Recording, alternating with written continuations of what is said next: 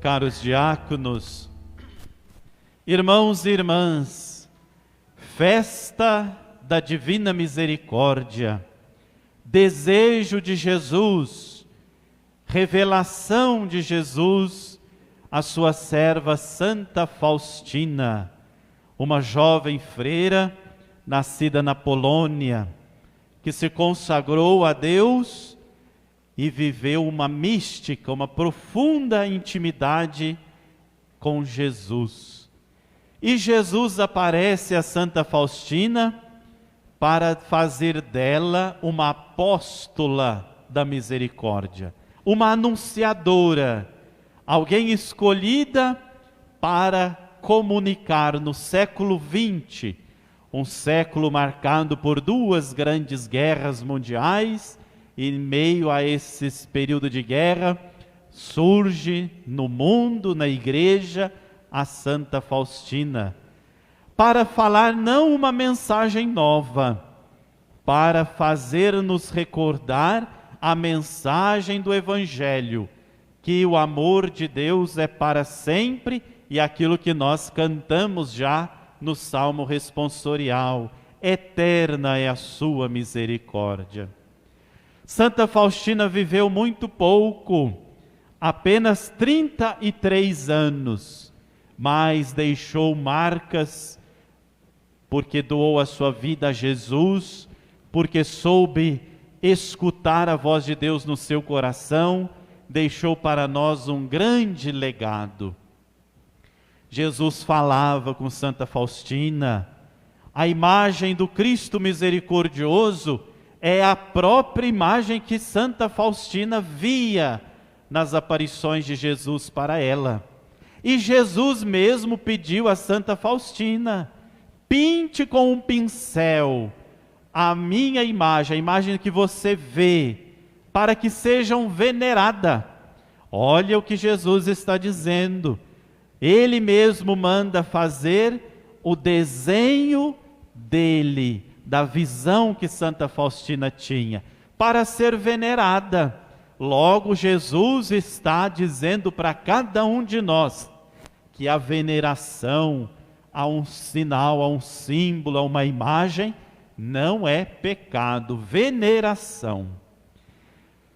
Santa Faustina traduz para o mundo o amor de Deus e fala em nome de Jesus que Ele quer salvar a todos. Isso é Evangelho. Jesus Cristo veio para dar a vida e vida em abundância, a vida eterna. Mas nós precisamos abrir o nosso coração e acolher a salvação de Deus. E o tempo é agora.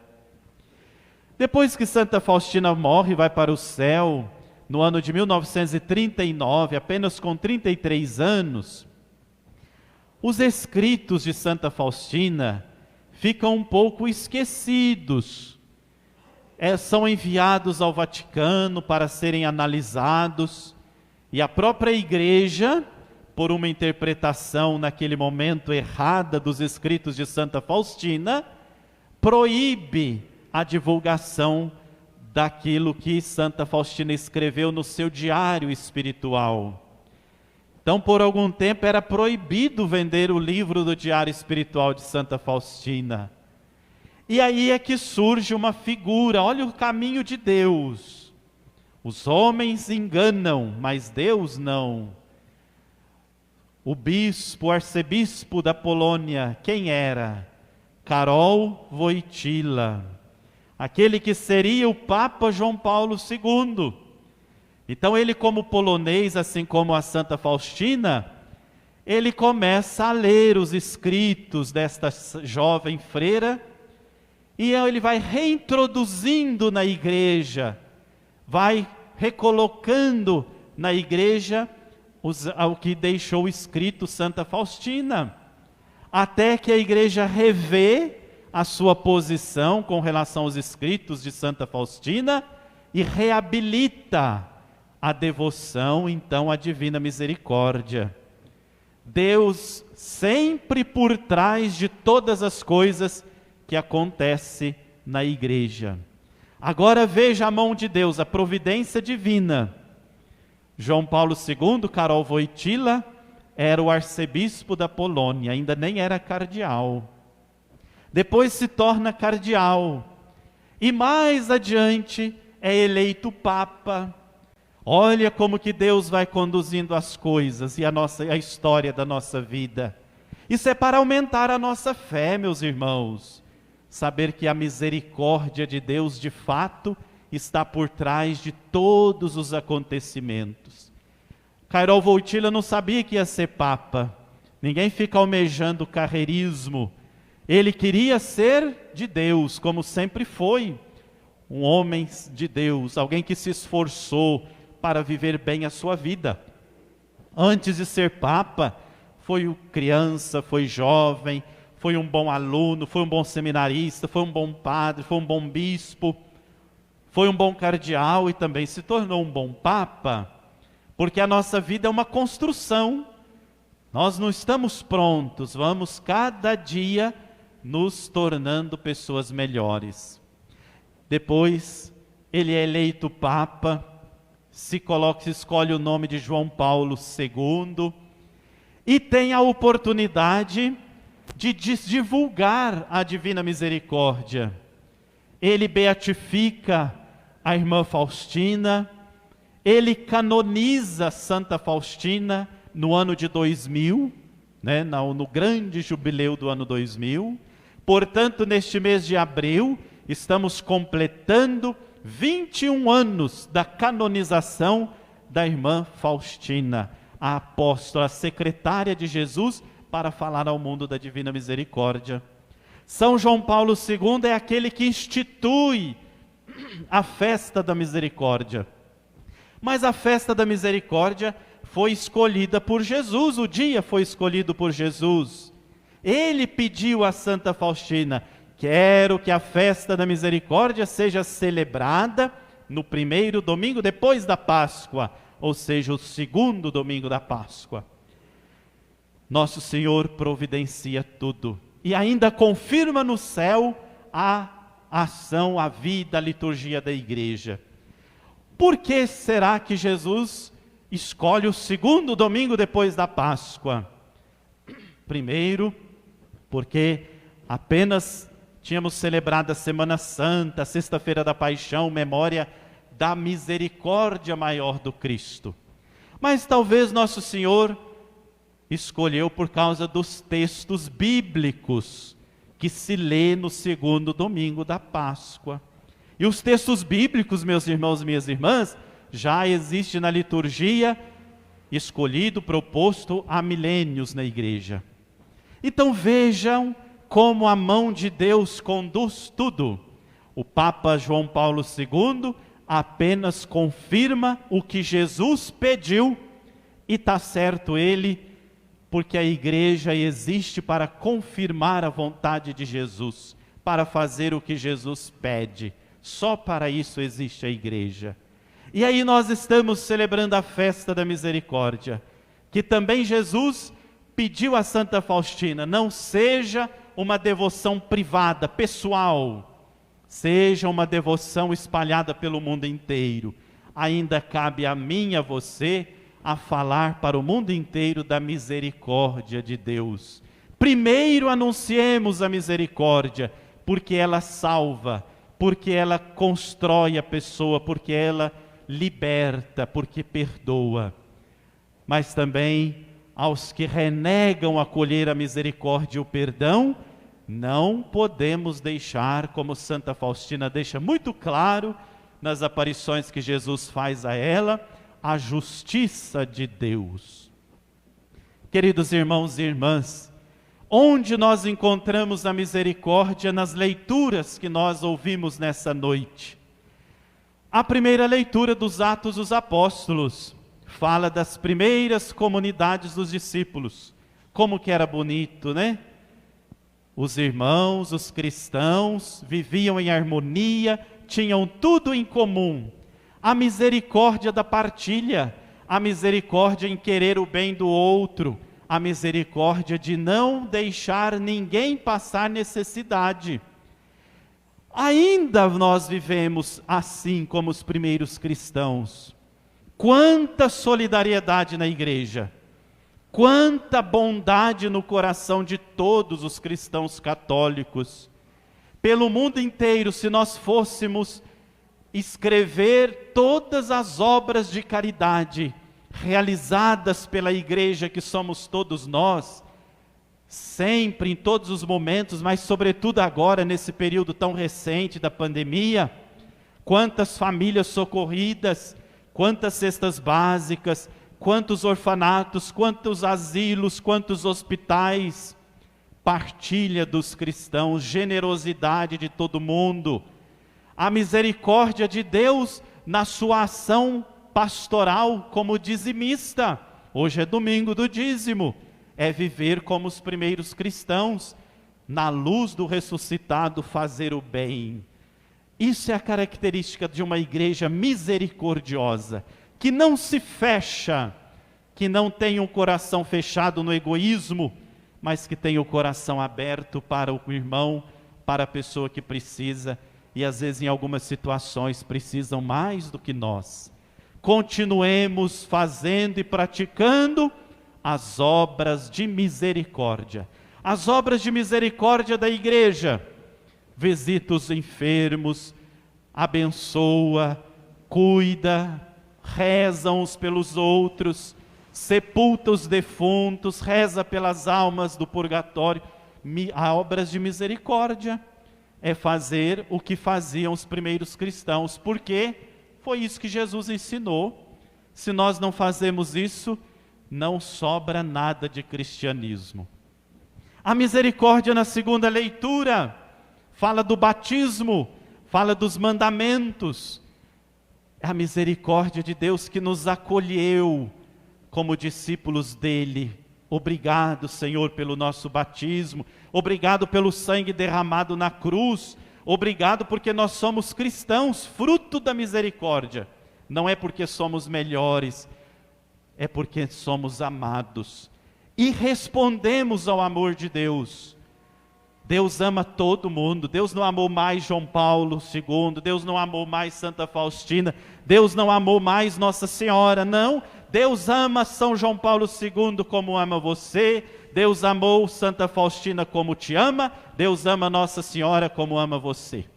Faça como eles, tome posse do amor de Deus, aproveite que você é amado por Deus e faz a sua vida valer a pena, como Nossa Senhora, São João Paulo II, Santa Faustina e todos os santos. Então a misericórdia de Deus, que ama todos e quer, deixa o Evangelho muito claro, a salvação de todos. A misericórdia de Deus no Evangelho de hoje, o primeiro dia da semana. Ah, meus irmãos, a misericórdia de Deus no domingo. O domingo é o dia da misericórdia. Pedimos perdão, somos perdoados, escutamos a palavra de Deus, comungamos da Eucaristia. A misericórdia de Jesus no dia do Senhor, dia do domingo, dia da caridade, dia do bem, dia do descanso, mas dia de oração, sobretudo dia de louvar a Deus. Todo domingo a misericórdia do Senhor que nos acolhe na sua casa. Depois a misericórdia de Jesus com os apóstolos e os discípulos. Eles estavam fechados por medo dos judeus e estavam fechados porque estavam culpados. O sentimento de culpa dos apóstolos tinha abandonado Jesus na cruz, tinha deixado o mestre sozinho, eles não conseguiam se perdoar. Chega Jesus e fala: olha, está tudo bem, está tudo em paz. Tira a culpa do coração dos discípulos, dos apóstolos, porque culpa, sentimento de culpa não faz bem para ninguém. Resolva suas culpas, deixe elas se dissolverem na misericórdia de Jesus, para você prosseguir o seu caminho em paz. Por isso Jesus chega todo gentil para eles e diz: a paz esteja convosco. Jesus poderia ter chegado xingando, dando uma lição em todos eles: olha, vocês me abandonaram, não acreditaram na ressurreição, eu estou aqui agora. Mas Jesus chega e faz para eles um gesto de amor. deseja paz, sopra e diz: recebam o Espírito Santo. A misericórdia de Jesus no Espírito Santo derramado sobre nós. A misericórdia de Jesus no sacramento da penitência, da confissão. Olha, meus irmãos, Jesus institui ali para os apóstolos um ministério muito importante: reconciliar. Reconciliar é unir de novo, é refazer as relações atrapalhadas pelo pecado, pelo mal, pelo nosso não a Deus. Então Jesus diz: a quem vocês perdoarem os pecados, eles serão perdoados. Confessar faz bem, confessar liberta, confessar cura. Creia, acredite na força do sacramento da confissão. Nós estamos aí no tempo da pandemia, não está podendo se confessar. Mas quanto tempo faz que você não confessa? Se faz mais de 10 anos, não é problema de pandemia, é problema de fé. É problema de voltar a ser cristão católico de verdade. Cristão católico se confessa. E a confissão é um sacramento de cura. Não tenha medo da confissão. Aquilo que você coloca para fora, você cura. Expõe as suas feridas da alma para Jesus através do sacramento da penitência. Ah, mas eu vou confessar com o padre, ele é pecador igual eu. Graças a Deus que você não vai confessar com o anjo, porque o padre pode, experimentando as mesmas mazelas da sua vida, ele vai compreender você. Então, confissão, meu irmão e minha irmã. Tempo de pandemia, o Papa já falou, pede perdão, não pode confessar agora, mas faz um ato de contrição, se arrependa profundamente. A Santa Missa também tem o poder de perdoar os pecados, e aí quando tudo puder acontecer de novo, você vai contar os seus pecados a um sacerdote. Tenha um confessor, é muito importante ter um confessor, alguém que você pode abrir o seu coração, a sua alma. A terapia é bom, né? O processo terapêutico é libertatório, a ciência é maravilhosa, mas de onde nasce a terapia? Há 1000 anos atrás não existia terapeuta na igreja não, viu? No mundo não, viu? Eram os padres, os monges do deserto, os eremitas, os mosteiros, os frades que escutavam o sofrimento da alma das pessoas. E aquilo que você fala, você liberta. Não fica sofrendo sozinho não. Confessai os vossos pecados uns aos outros, diz São Paulo na sua carta. A misericórdia de Jesus no Evangelho de hoje com Tomé. Tomé não estava presente, não acreditou no testemunho dos irmãos da comunidade. Os outros contaram para eles que Jesus tinha aparecido. Ele ficou meio lá duvidando, e ele falou assim: olha, só se acontecer comigo também. Não é só falta de fé de Tomé não, na verdade ele também queria viver a experiência que os outros irmãos viveram. Onde nós encontramos Jesus na nossa vida? Os grandes milagres Deus reserva para a comunidade reunida. Ah, eu rezo sozinho, eu não preciso ir à missa, eu rezo lá em casa sozinho. Está certo, nesse tempo ainda mais podemos rezar em casa, mas estar unido em comunidade é o lugar das grandes manifestações e milagres do Senhor. E a sua casa também é uma comunidade. Se lá tiver harmonia, as pessoas quiserem bem umas às outras, rezarem juntas, Jesus realiza grandes milagres na sua casa, na sua família. Até porque hoje o Evangelho começa dizendo que os apóstolos estavam onde? Em casa. Nós também, muitos estão participando e rezando de casa. A igreja nasceu na casa, e acho que Jesus está querendo que nós voltemos à origem, começar a fazer os grandes milagres, os grandes momentos de oração, de união, de perdão a partir da nossa casa. Levar Jesus para as famílias. Hoje Jesus foi muito escorraçado nos tempos modernos aí, botado porta fora de muitas famílias, das famílias que não querem mudar, da família que não quer viver o projeto cristão de família. Foi escorraçando Deus, foi tirando Jesus de fora e foi enchendo a família, os lares, de coisas mundanas. Jesus está voltando ao lugar dele de origem. A sua casa, sua família, o seu lar é querido, é abençoado por Deus. Nosso Senhor quer fazer morada lá. A misericórdia de Jesus para Tomé, que depois cura a incredulidade dele. Pode tocar, Tomé. Você não queria me ver, você não queria pôr a mão, você não queria pôr o dedo. Olha como Jesus é bondoso, misericordioso.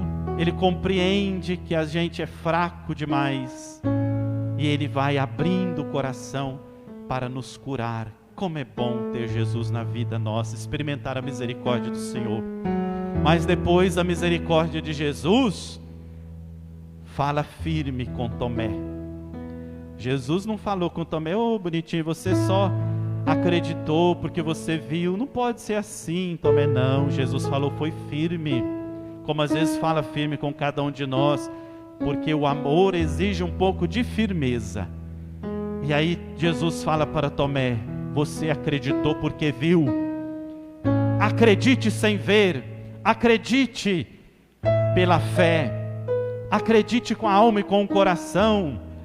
E disse Jesus para Tomé: felizes aqueles que vão acreditar sem terem visto. Somos nós.